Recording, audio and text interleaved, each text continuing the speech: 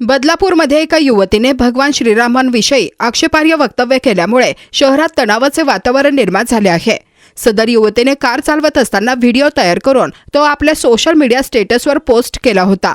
हा व्हिडिओ काही वेळातच सोशल मीडियावर व्हायरल झाला। त्यानंतर विविध हिंदुत्ववादी संघटनांनी तीव्र संताप व्यक्त केला। व्हिडिओ व्हायरल होताच बजरंग दलाचे शेकडो कार्यकर्ते तसेच वारकरी संप्रदायाचे प्रतिनिधी बदलापूर पूर्व पोलीस ठाण्यात दाखल झाले। पोलिसांना निवेदन देत संबंधित युवतीवर कठोर कारवाई करण्याची मागणी करण्यात आली। प्रकरणाची गंभीर दखल घेत पोलिसांनी युवतीविरोधात गुन्हा दाखल करून तिला ताब्यात घेतले आहे। पुढील तपास सुरू असल्याची माहिती पोलिसांनी दिली। दरम्यान संबंधित युवतीची आई स्थानिक भाजप महिला नगराध्यक्ष असल्याची माहिती समोर आली आहे। शहरातील विविध संघटनांनी या घटनेचा निषेध केला आहे। युवतीच्या निषेधार्थ रिक्षा संघटनांनी बंदचे आवाहन केले असून बदलापूरमधील अनेक ठिकाणी रिक्षा सेवा ठप्प झाली आहे।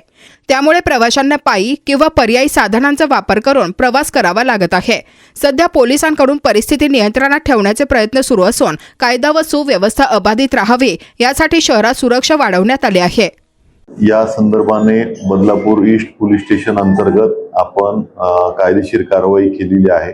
BNSS सेक्शन 195 नुसार संबंधित तक्रारदार जे आहेत त्यांच्या तक्रारीवरून गुन्हा दाखल केलेला आहे आणि पुढील तपास जो आहे तो बदलापूर ईस्ट पोलीस स्टेशनचे अधिकारी करत आहेत। विनाकारण कुठल्याही ग्रुपमध्ये सदरचा व्हिडिओ जो आहे तो फॉरवर्ड करताना याची खूप खबरदारी घेणं गरजेचं आहे। असा व्हिडिओ जो आहे तो जास्त प्रसारित होणार नाही आणि समाजाच्या भावना ज्या आहेत त्या यामध्ये दुखावणार नाही हे प्राधान्याने बघणं गरजेचं आहे।